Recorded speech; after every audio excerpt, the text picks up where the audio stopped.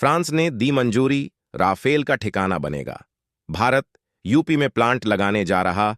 Dassault aviation फ्रांसीसी विमानन company Dassault aviation ने भारतीय वायुसेना के लिए मिराज 2000 और राफेल लड़ाकू विमानों के रखरखाव, मरम्मत और ओवरहॉल एमआरओ सुविधा के लिए जेवर अंतर्राष्ट्रीय हवाई अड्डे के पास भूमि अधिग्रहण की प्रक्रिया शुरू कर दी है।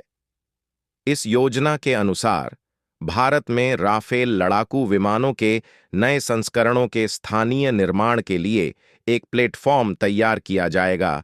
उसके लिए आगे बढ़ने से पहले इस वीडियो को एक लाइक करके चैनल को सब्सक्राइब जरूर कर लीजिए, क्योंकि यह आपके लिए 1 सेकंड का काम है, लेकिन इससे हमारी काफी बड़ी मदद होती है, ताकि भारतीय वायुसेना को लगभग 100 ट्विन इंजन मल्टी रोल लड़ाकू विमानों की आवश्यकता पूरी करने में मदद मिल सके। इसके लिए फ्रांसीसी सरकार ने पहले ही मंजूरी दे दी है। इस फैसले के पीछे फ्रांसीसी राजनीतिक उथल-पुथल के बावजूद इमैनुएल मैक्रों सरकार और डसॉल्ट ने भारतीय वायुसेना की मांग को पूरा करने के लिए स्थानीय रूप से घटकों के साथ मेक इन इंडिया को बढ़ावा देने का ऐलान किया है। इस मुहिम में डसॉल्ट एविएशन ने भारत में राफेल लड़ाकू विमानों के निर्माण के लिए लिखित प्रस्ताव पेश किया है। इसके अलावा भारत में सफ्रान एसए हैदराबाद ने राफेल लड़ाकू इंजनों के मेंटेनेंस के लिए एक एमआरओ सुविधा की स्थापना की है। इस सुविधा का निर्माण सफ्रान की नागरिक विमानों के लिए लीप इंजन फैसिलिटी के पास है, जो 2025 तक पूरी होने की उम्मीद है। सफ्रान ने भी इस बात की पुष्टि की है कि अगर भारतीय वायुसेना के लिए राफेल का ऑर्डर है, तो वह भारत में M88 इंजन का निर्माण करने के लिए तैयार है।